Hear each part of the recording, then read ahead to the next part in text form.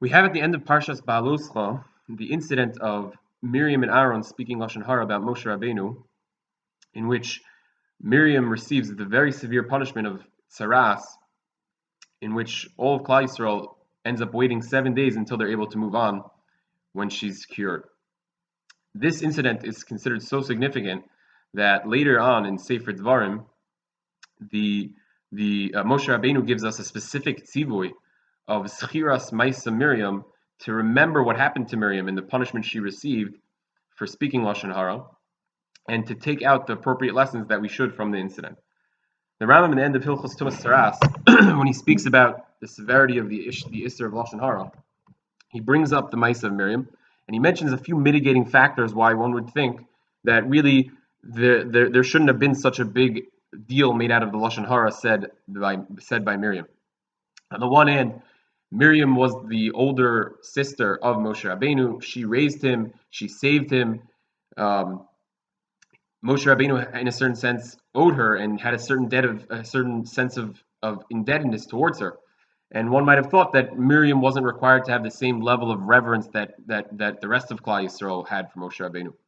And on the other hand, says the Rambam, Moshe was the Anam Mikol Adam. The Lashon Hara that Miriam spoke about him had zero effect on him. It didn't hurt him. It didn't cause him any pain whatsoever.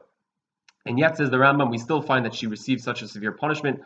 Al achas kam v'kama, people who speak Lashon Hara without any of these mitigating factors, they're going to receive their punishment.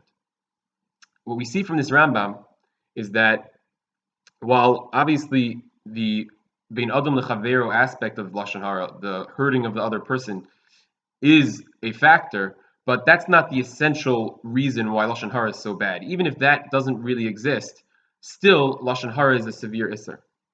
And the Rambam himself goes on to explain why this is so. He says that a person who speaks Lashon Hara, that's gonna, after a while, that is gonna affect the person himself. It's gonna cause him to internalize a certain worldview or outlook in which everything he looks at with a cynical view.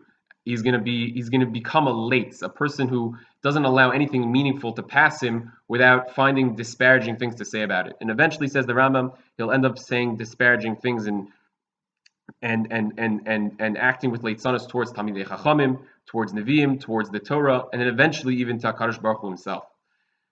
We see that this is the main issue with Lashon Hara, that a person who speaks Lashon Hara and is rogel to speak Lashon Hara, they're not going to be able to develop a meaningful religious life and have anything meaningful in their life, because they're always going to be naturally finding the weak points, the things that they could poke fun at, the things that they could say something disparaging about.